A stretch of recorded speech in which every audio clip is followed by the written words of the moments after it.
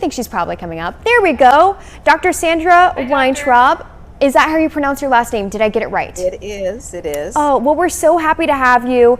So what is the secret? Is it luck? Is it lifestyle to become a super-ager? Genetics?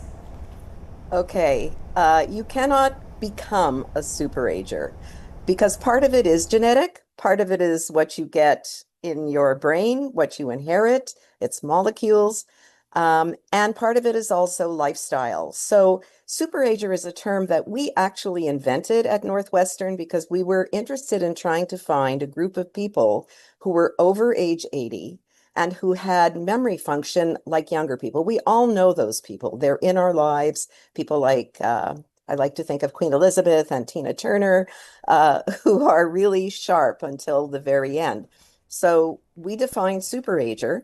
We sought people like that, and then we studied them to see what are their lifestyles, what are their biology, what is the biology in their brain like. And I think the most important thing we've had to contribute is what we see in the brain. These people are incredibly altruistic and donate their brains for science. And that has been really the most striking thing that we can offer about this unusual group at this point in time. We're still going. And Doctor, I want to mention to the audience that you're a professor of psychiatry and behavioral sciences and neurology at Northwestern University. Let's make sure we get all your credentials in there because you definitely know what you're talking about. What are some of those? You said you kind of look for these traits, you look for this background. What are some that you're running into that seems like across the board it kind of makes you maybe a superager? Common denominators, if you will. Exactly. Yeah. It's so we know that in general, like if you take large groups of people and you study their habits, we know that exercise is good for you. Food, eating properly is good for you. If you're depressed, treating depression is good for you. If you have sleep disorder, that's good for you to treat all those things. But if you do all those things, are you going to be a superager? Not necessarily. But you want to make sure you reduce as much risk as you can because we know those things have an impact on brain aging. One thing we learned about superagers is that if you've seen one superager, you've seen one superager. There's one thing they have in common, which is their desire for socializing, for social relationships. They're quite gregarious.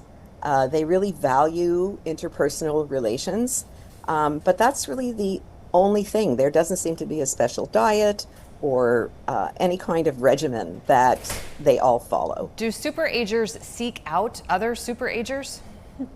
Yes. There's like some kind of tingly attraction. I'm laughing because those who have, we have a very highly selected group. We've defined what a superager is, so we're going to get only those people that fit those criteria. And then when they join our study, they said they want to meet each other. Mm-hmm. So we had a party for them. The first superager party, I think, was in 2013. And they insisted on having an orchestra and alcohol and wanted to meet each other. And so this is a very prominent feature that the superagers share is connection, social connection. How young is your youngest superager? Okay, so here's where the definition comes in. By definition, you are not even qualified to be considered a superager until you are 80. Okay. And I know that the term superager has been overused by, I'm glad that people love studying superaging, so it's going beyond Northwestern. But some definitions of superager are different than ours. They could be a 50-year-old who is like a 20-year-old, but that's not our definition. So you'll have to wait until you're 80, so we can figure out if you're a superager. We got a couple years. Yeah. We got a couple years. Especially me. I'm pretty close. Yeah, not as much for me. Thanks a lot, Gabby. Doctor, do we have a lot of superagers running around Chicago? No. And we don't know. I should say we don't know. Okay. I mean, we had to interview something like 300 people to get 30 who fit our criteria. Now, I want to say that our criteria are limited to memory. And the reason we pick memory is because older people That's the thing they complain about most. But could you be a super, like Simone Biles, do a backward flip on a balance beam Sure. that nobody else can do? Uh, so super is how we defined it in terms of memory.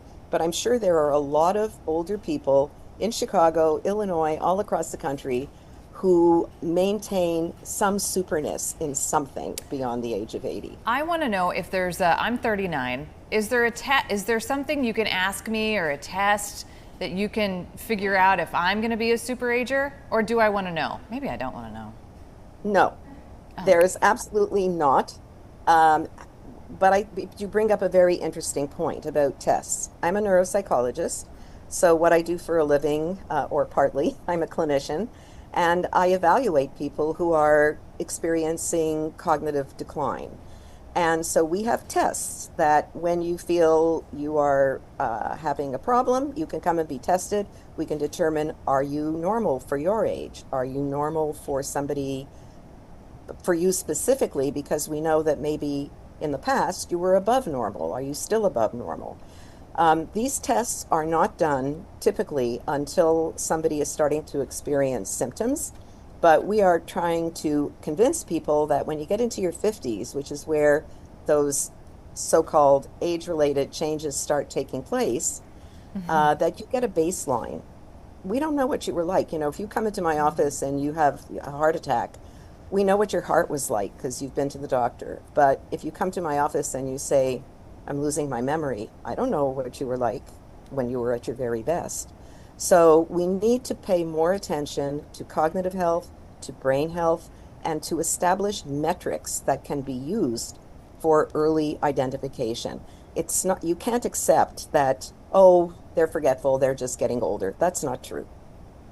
Doctor, I hear a lot about brain fog. Is that normal? Is that something, if you do feel like you're experiencing brain fog, should you look into it more, or should you think, oh, maybe I'm just tired that day, Or I didn't mom eat brain. enough, Mom brain? or I'm busy? Can you please just define brain fog for me? What do you mean by Yeah, so for someone my age who's in their late 20s, thinking like, oh, I can't recall who that person's name, what that person's name is. I don't Someone know you what went I to did high a school few, with or yeah, something, who I you did, know, or- what I did a few days ago. I'm having a hard time recalling words, things like that. And you could say, oh, yeah, that's Okay. brain fog. Okay. So brain fog is a very foggy concept, and it includes a lot of things, including what you just described. So every person has a moment when, oh my gosh, I can't remember. I saw that movie. I Sure. can't remember the name of the movie or the actress. It's okay. But if it happens every day or very often, and if your friends and your close people who know you well are saying, you know, you're really having a lot of trouble thinking of words, that's when you want to seek help, not when you have just, an occasional blip, because we all have that. There's so many reasons. Not sleeping, having too much to drink the night before, not waking up on time, or all kinds of explanations for those blips. You've been studying superagers for 25 years, yes? Yes, Have you more. more than 25 years? Have you seen an increase, a decline? Because I do feel like we're talking more and more about Alzheimer's, more and more about dementia. So you're asking me if I've seen an increase or decline in dementia, Alzheimer's, superaging? I'm sorry, Superagers. superagers. Yeah, as I said, because we're defining them, it's not like we're seeing more. We're seeing a lot because people want to be in our research and they send me letters saying, "Oh, I think I'm a superager." So what we are seeing, and I think what the most important thing that we've done at Northwestern in terms of the superaging phenotype is looking at post-mortem brains of individuals who have donated their brains for science after death, who are superagers. And what we have found is that over the age of 65, just about every brain has some Alzheimer proteins. Some have a lot, some have a little. What we noticed, actually, the first superager brain we ever studied, I think it was in the 1990s, had one neurofibrillary tangle. And we thought, well, we've discovered the secret to superaging. It's that you don't have Alzheimer's in your brain. And the next brain we got looked like a brain of somebody who not only had a lot of plaques and tangles, but who also had the dementia that accompanies Really? Alzheimer's disease. So we thought, okay, there are several pathways to superaging. One is that you don't make these proteins. The other is that you make them, but in some way you're resistant or resilient to them. So the Alzheimer's story, I think, is we're continuing to really try to figure out what does that mean in terms of the biology of what's in your brain and how much reserve or resilience you have to withstand it. Is it, what's it worth it to a person to know that you're a superager? Why is it important that I might know that? Other than, I don't know, hopefully some sort of sash or badge or something. It's just a pride of being of knowing that your memory is so good and being in this group of people. There's probably nothing else, and feeling like you're contributing to something you really don't know a lot about. So over these years of talking to superagers, can you go into a crowd and be chatting with people and kind of identify, hey, Ooh, you can wait spot a 'em. second, you might be a superager? Oh, that's a really excellent question. Me personally, yes, because I've been studying this for so long. But that doesn't mean that they are going to be a superager until I test them and they get a particular score on a memory test. So they could be very gregarious, very friendly, very outgoing, but they may fail my memory test. I'm going to tell you right now, doctor. Elizabeth, me, Mike Kaplan in a room, I think you could probably point out the superager. Oh, and that would for be for sure. sure Mike Kaplan, Yeah, our not us. meteorologist. I'm Not going to tell us. you right now, I'm putting him at the top of the list for, Yeah. for superagers that I know personally. Are you calling Kaplan old? No, I'm not. No, he's not at Just that saying. point. No. He's not He's at that definitely point. not He has 80. to be 80. He has to Okay. be Not 80. 80 So that we when know he does of. turn Okay, then 80 he's though, not a super. He may be heading towards superagedom, but he's not yet. Agedom. doctor, can you do me a Superaged. favor when he does turn 80? Can you have another one of those parties? And can you invite him? And then can I bring a camera? He's gonna go crazy. Yes, and yes, but Okay. first he has to pass our test. He But will. actually, We promise you he might will. he might end up being a normal ager, which is fine because we have superagers and we're going to compare them to so-called normal agers, which is what happens on average to 80-year-olds. My money's So on when superager. you take 1,000 80-year-olds and give them a test, the average is going to be 5 out of 15. Wow. If you look at the amount of variation around the average, in 20-year-olds, it's about this big, and in 80-year-olds, I don't know if you can see my hands, it's about this big. And so it means that those at the very top of the average range for an 80-year-old are really like much younger people.